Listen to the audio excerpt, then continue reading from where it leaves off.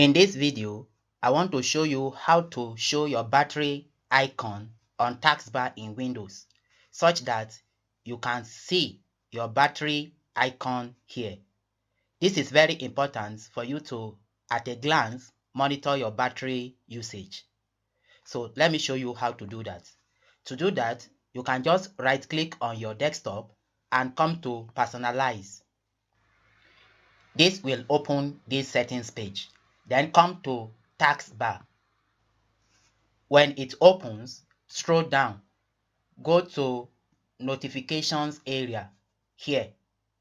Then come to select which icons appear on the taskbar. Click on it.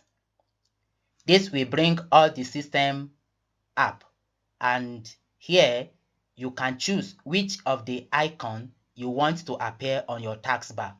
So here I want the power to show on the taskbar. So I will scroll down and look for power. Here is it. So it's off. What I need to do is to turn it on. When I turn it on, immediately you can see that it has been displayed here at the taskbar. So this is how to turn on the icon of your battery or power at the taskbar for you to quickly monitor your battery level at a glance. Thank you for watching.